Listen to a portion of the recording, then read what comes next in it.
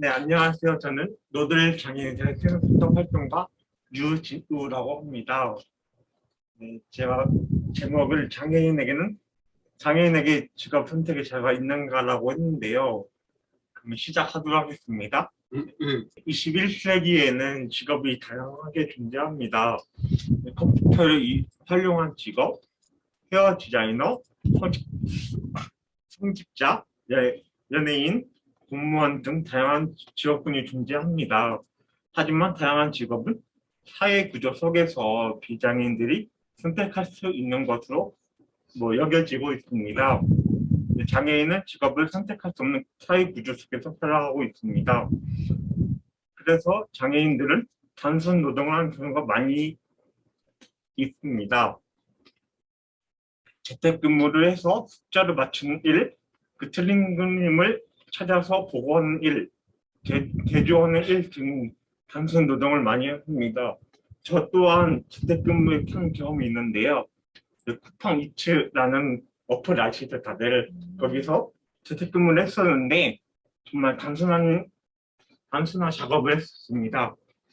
타 배달 업체, 배달에 민족하고 같은 가게에 가서 메뉴 비교를 한다든지 메뉴의 가격 비교부터 해가지고 끝난 시간, 시작한 시간까지 다 비교하고 이러한 노동을 하고 이런 데이터를 구축하고 베이스를 만드는 노동을 장애인이 하고 있는 게 현실입니다. 장애인들도 여러 직업 분야에서 일을 하고 싶은데 직업 선택을 할 수 없는 경우가 너무 허다합니다. 왜 장애인에게는 직업 선택의 자유가 없었을까요? 네, 저 또한 마찬가지입니다. 저는 작년까지 목사가 되기 위해서 한신대 신학대원에 재학 중이었습니다. 목사라는 직업을 선택하고 그 길을 가기 위해서 신학교에 입학을 했습니다. 열심히 공부하고 책도 읽고 다양한 경험을 통해 목사라는 직업에 천천히 다가갔습니다. 하지만 문제가 있었습니다. 교회 청빙이 되어서 전도사를 해야 하는 커리큘럼이 있었는데요. 저는 전도사가 되기 위해 1년 동안 20곳이 넘는 교회에 이력서를 넣었지만 면접도 보지 못한 채 떨어졌는데요.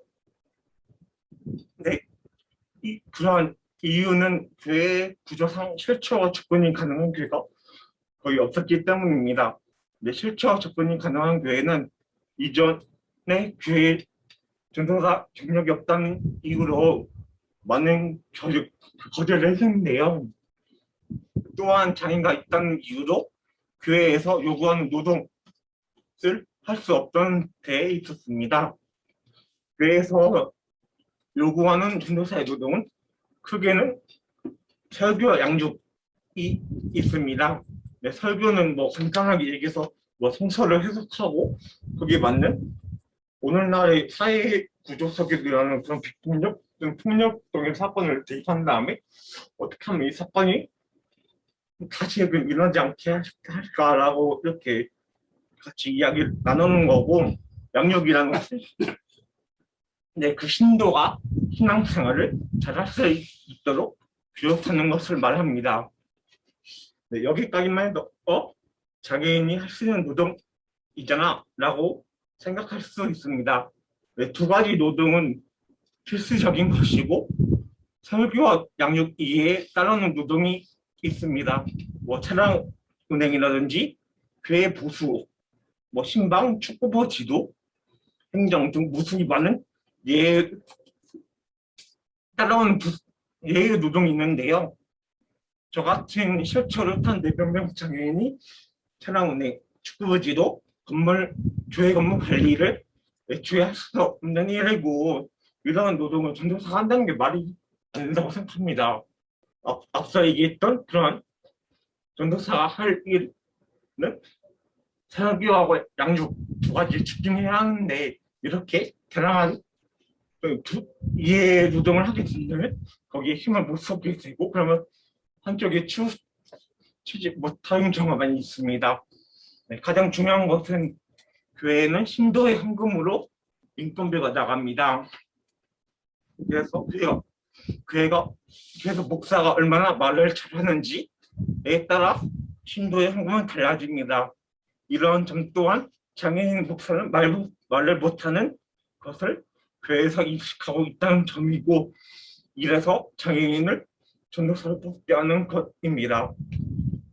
제가 아는 한 목사님이 계시는데요. 그분도 뇌병이신데 언어장애가 심하십니다. 그래서 설교를 할 때 PPT를 이용해서 설교를 한다고 합니다. 그 목사님이 목사고시를 풀 때 장애 특성에 맞는 편의시설 제공이 되지 않아서 여러 번 목사고시를 떨어졌다고 합니다. 이러한 장애 특성에 맞는 편의 제공 필수인데 교회는 그것도 안 하고 있어서 좀 안담한 현실입니다. 그러니까 하지만 이러한 것들을 편의시설을 제공하지 않는 것은 그거 비슷한 것 같습니다. 본인의 허점을 드러낸다? 약간 장애 감성 떨어진다는 것을 확실히 보여주는 것인데요. 저 또한 학교에서 지정해 놓은 비장애인 중심적인 커리큘럼에 따라가지 못해 또는 전도사가 해야 하는 예외 노동을 할 수 없어서 목사의 꿈은 포기해야만 했습니다. 17년 동안 꿈꿔온 직업이 한순간에 무너졌다고 봐도 됩니다. 저는 왜 이런 목사가 되지 못했을까라는 의문을 가지고 저는 화가 나서 한국기독교성령회총회 헌법을 찾아보기 시작했습니다. 막 놀랍게도 기장 헌법에는 기장이 한국기독교성령회 줄임말입니다. 기장에서는 헌법에 이러한 법이 명시되어 있었습니다. 그 내용은 그 신체가 건강하고 가정을 잘 돌보시는 자이다라고 써 있었는데요. 이 내용은 장애인 목회자 양성에서는 안 된다라는 말과 똑같습니다. 언어장애가 심하신 목사님의 목사고시 탈락도 제가 목회자가 되지 못한 이유도 정말 기장 헌법, 정말 그런 중심 총회 헌법에 명시되어 있어가지고 그 누구도 책임을 지지 않았던 것 같습니다. 이러한 상황, 이러한 기장의 헌법의 근거가 되는 내용을 제가 논문을 찾아보다가 알게 됐어요. 정말 어이없고 얼토당토하는 일인데, 그 구약 성서, 신약 성서가 있는데, 구약 성서에는 레위기에서 제사장의 자격 조건을 그대로 따오는 것이라고 저는 생각했거든요. 그 이유가 뭐냐면 레위기에서 말하는 제사장의 자격 조건은 레위 혈통과 12지파 중에 가장 우등인 레위 지파가 있거든요. 거기 혈통 이용을 하고 신체 건강한 남성만 제사장이 될 수 있다는 자격 조건이 있습니다. 이 내용과 기장헌법의 내용 봤을 때 똑같은 말이라도 봐도 뭐가 하고요. 이나 지금이나 2000년 전, 3000년 전이나 지금이나 교회 내 또는 신학교 내에서 장애인 차별이 정말 심각하다는 것을 알 수 있을 뿐만 아니라 정말 진보라고 일컬어지는 사회운동 열심히 하고 그런 기장 또한 장애인 부분에 있어서 많이 연락하고 또한 장애인 차별을 할 수 있다는 것을 확인할 수 있습니다. 그렇다면 왜 이러한 문제가 발생하는 것일까요? 아마도 이러한 문제가 발생하는 이유는 그들이 만들어 놓은, 그러니까 기장이 만들어 놓은 목사의 자격 조건, 노동 때문일 것입니다. 목사는 설교와 양념만 하는 존재가 아니라 교회의 전반적인 분위기, 누가 우울하다면 가서 그래줘야 하고 그런 것들, 또는 차량 관리, 교회에 있는 차량이 있거든요. 그거 관리해야 하고, 교회 건물 보수 어디가 부수다고 하면 가서 직접 수리도 해야 하고, 약간 목공 같은 느낌이 나긴 하고, 신방도 해야 하고, 신방이란 게 성도의 집을 찾아가서 같이 일해드리고 가정에 평안을 비는 것이거든요. 그것도 해야 하고 정말 축구부지도 이게 정말 얼통당치도 않은 말인데요.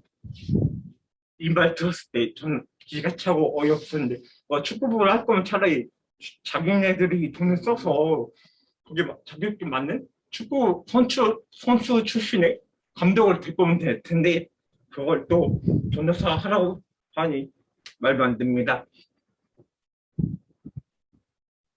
자신을 갈아 넣는 노동을 해야 하기 때문에 그런 직업이었습니다. 즉 본인들의 마음대로 전도사 및 목사를 불러먹기 쉽게 목사의 노동의 한계점을 지정해 놓았기 때문입니다.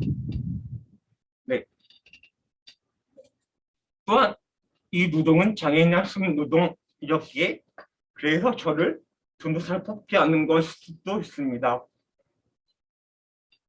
하지만 이런 필수적인 목회자의 노동, 이해의 노동은 교회 구성원들은 아까 말씀드렸다시피 정말 근본적인 사람을 대가에 맞는 것을 집에서 뽑아서 하면 될 텐데 교회는 돈을 잘 안 쓰려고 하거든요.